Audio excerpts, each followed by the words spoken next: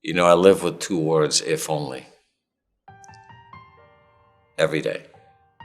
And they play a big role in my life because if only I had been more educated, if only I knew about sepsis, maybe my son would be alive today.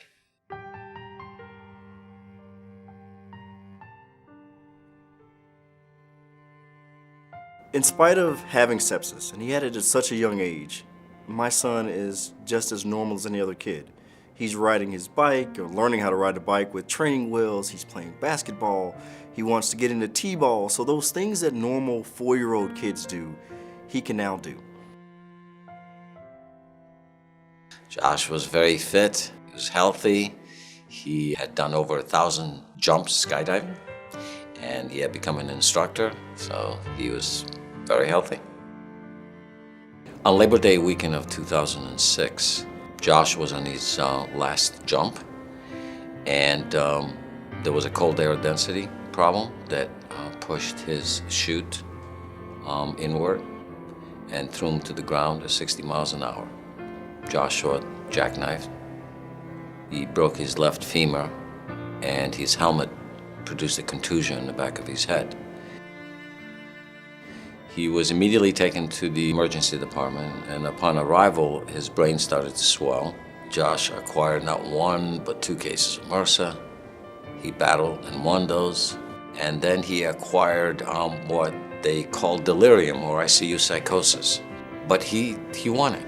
He was strong, and he fought all of it. And then finally, the doctors came to us one day after 6 weeks in ICU, and they said, "Mom and Dad, it's time to go home. Josh is doing well." 6 days into rehab, we received what we called the phone call from hell, 11:30 at night, from his neurosurgeon, saying that at rehab, Josh spiked a fever of 103, and he coded. Stephen is a special little boy, a really special kid. And I know every parent thinks that their child is the most special, but Stephen's really special because he had a liver transplant when he was 2 months old. One of the things that we learn as transplant parents is that we're kind of frequent flyers, if you will, for hospital visits. It's not a frequent flyer club you want to be a part of, but it's also a club that makes you very aware of things. It's just he and I, just the boys, we're at home, and things were going great. At first he was lethargic. He slept a lot more than he normally would sleep during the day. The other thing is that he was shivering and he had a fever. And then the fact that he was just throwing up and he was restless all through the night. Those are the things that kind of tipped me off that something was really awry and let me know that this might be sepsis. As a member of the armed forces, we have this thing that we say, when you see something, say something. It goes beyond just Homeland Security and national defense. It applies to your healthcare. When you see something, say something.